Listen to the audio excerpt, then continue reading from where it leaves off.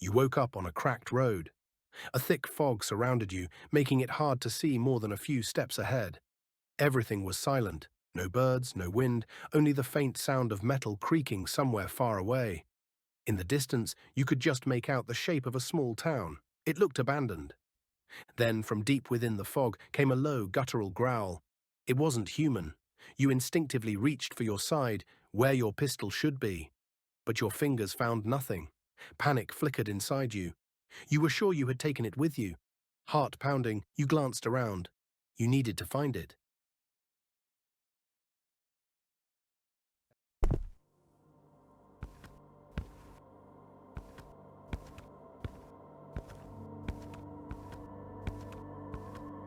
Finally found the pistol, luckily door left wide open. I don't know whose car it is, maybe mine, maybe not. But the gun was mine. I don't have many bullets left, not enough for whatever was lurking in the fog. I must step forward toward the empty streets ahead.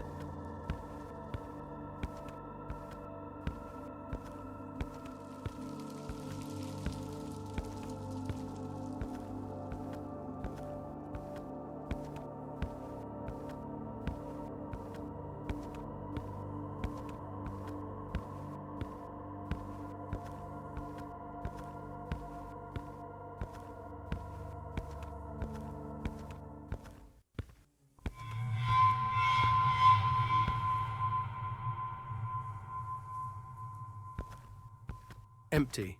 Not a single fuse. All right, there should be 4 of them. Where should I look? Maybe they're around here somewhere. Or did someone take them out on purpose?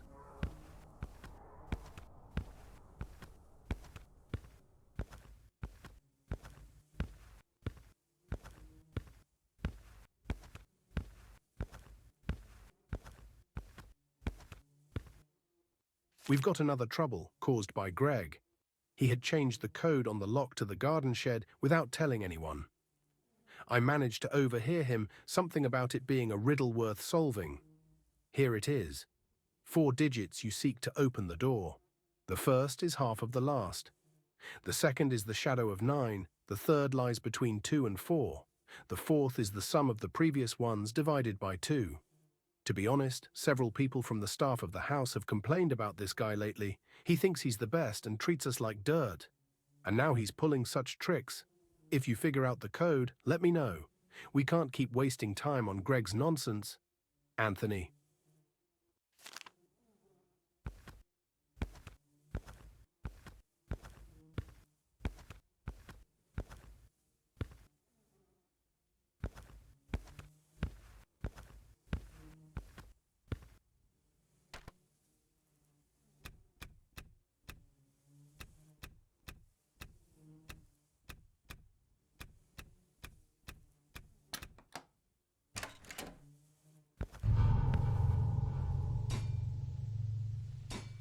One of our gardeners has made a mess again. Last night I noticed that all the fuses that were needed to power the gate and greenhouse were gone. Turned out later that Greg had taken them. Yes, him again. Said it's for something in the house. As if he even cared about the greenhouse or our equipment. Honestly, I'm fed up with his antics. He acts like the entire staff owes him something. Constant insults, tactlessness. And now he's taking things that don't belong to him. If someone doesn't rein him in, this is going to end very badly. I can only hope you can find those damn fuses somehow. Without them, the plants will just die. Tony.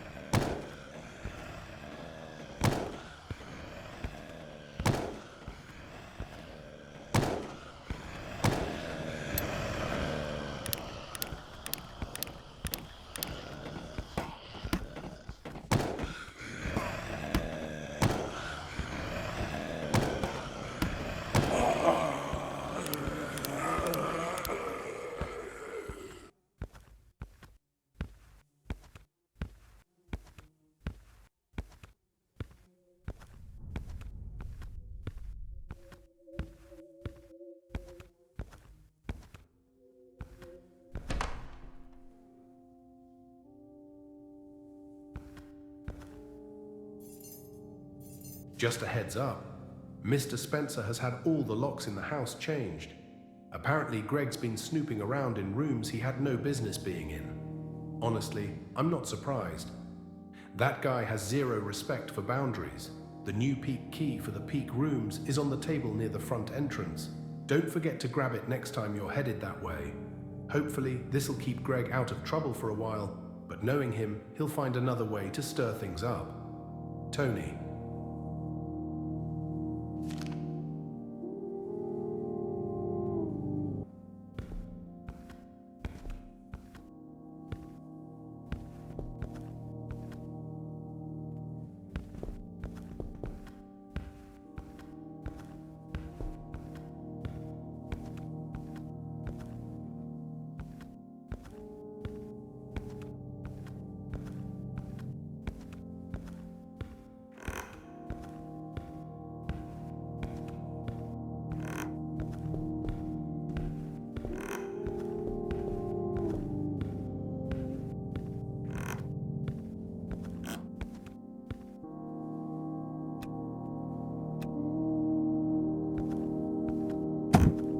I don't know if it's just me, but something feels off.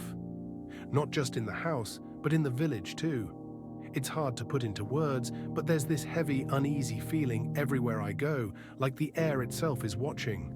Strange noises echo through the halls at night, footsteps, whispers, and in the village, people seem different, quieter, distant. I can't shake the feeling that something is building up. I'm probably overthinking it.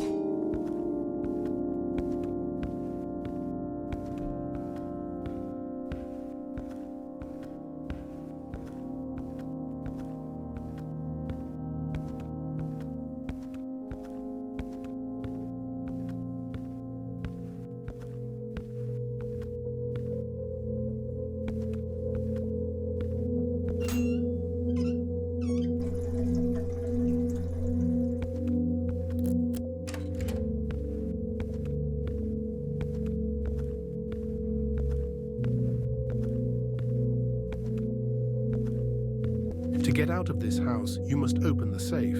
Inside is the key to the exit. Only those who can see through the house will be able to solve my riddles. You don't have much time. First clue, I support your life at the dinner table. How many supports do I have? Second clue, this house is simple, but it's not a one-story house. Count them all, including the last shelter. Third clue, every corner of this room holds a secret. Can you find their number?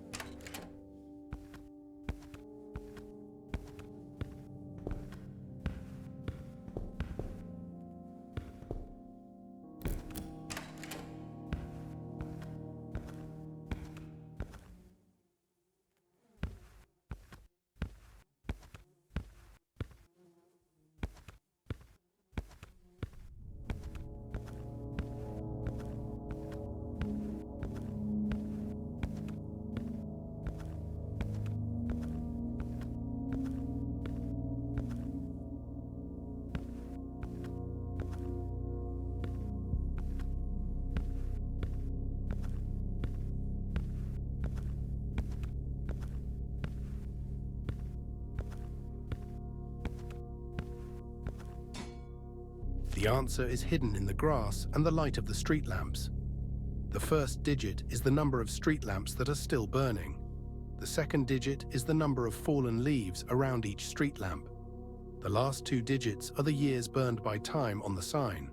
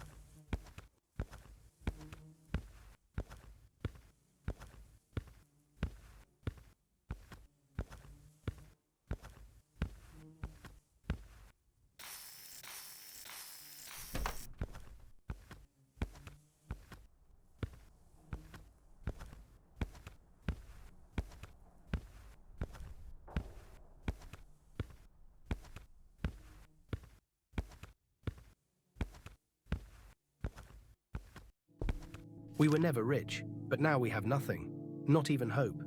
The nights have changed. We heard footsteps outside, even when everyone should be asleep. Someone knocked on the doors, but when we opened, no one was there. Then old Tom disappeared. He was quiet, never bothered anyone, just lived in his small house. Now his house is empty, and there are strange marks on the floor. We found a note in his house, but we didn't read it. I don't know why, we just didn't want to know what it said. But the worst thing happened yesterday. We swear it was Greg, the servant from Spencer's house, but his face, it moved, it changed, like someone else was inside him. We can't stay here anymore. We are leaving, even if we don't know where to go. If you are reading this, you should leave too, before it's too late. The Milton family.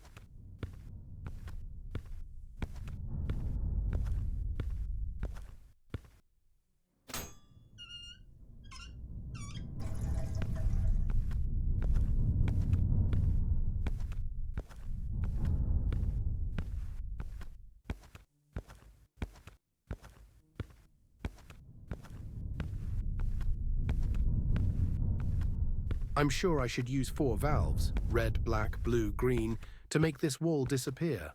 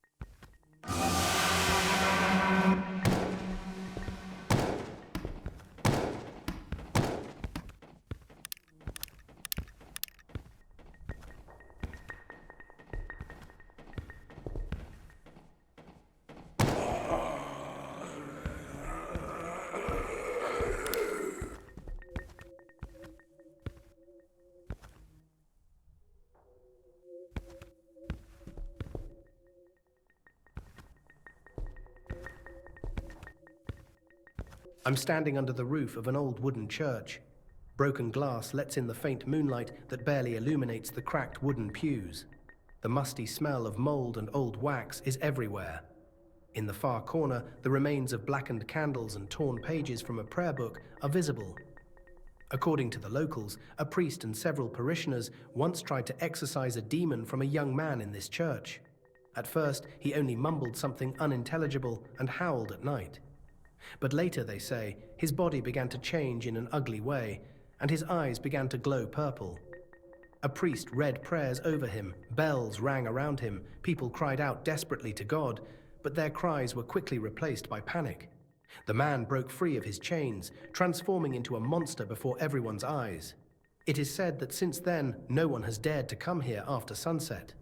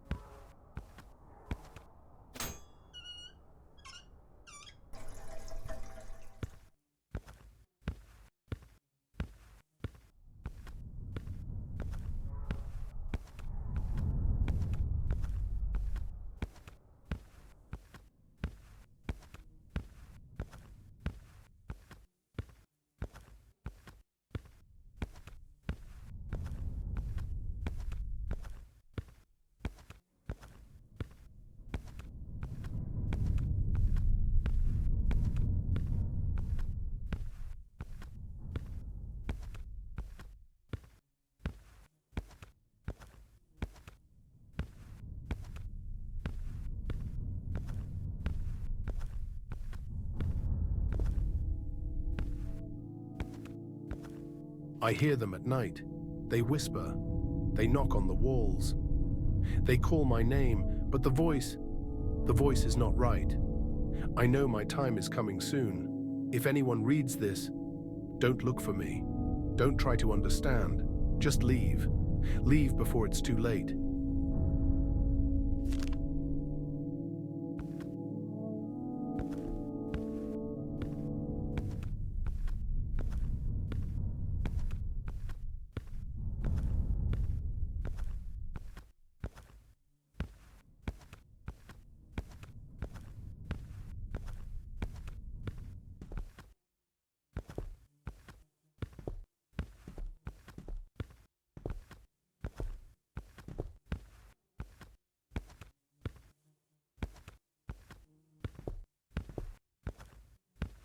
We can't stay here anymore. Something is happening. Something is wrong. First, there were strange sounds at night, like someone walking outside the houses. Then whispers, footsteps, things no one could explain. And then came the shouting from Mr. Spencer's house. He was yelling at his worker, Greg, or someone with a name like that. We don't know what the fight was about, but in the morning the house was empty. No one saw them leave. No one knows where they are now. But the worst thing happened yesterday. We saw him change. He was a man, but not quite anymore. We are leaving. If you are reading this, don't stay. Leave while you still can. The Carter family.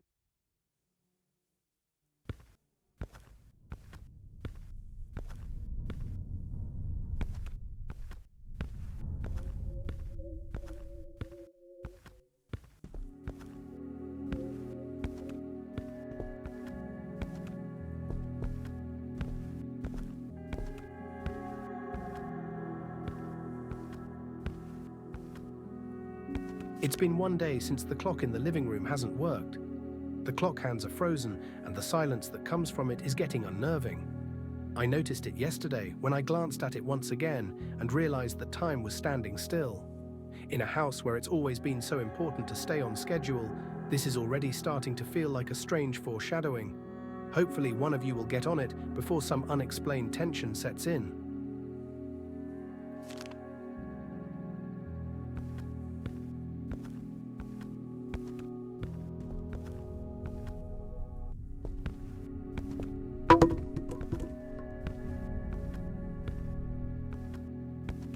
Everything is forgotten in this house, but memory always hides in numbers. To get out, you have to find them in the shadows. The first number is the number of doors left closed, hiding old secrets. The second digit is the number of windows through which light penetrates the dark rooms. The third digit is the number of paintings watching you from the darkness. The fourth digit is how many days have passed since the clock in the living room stopped, leaving only silence.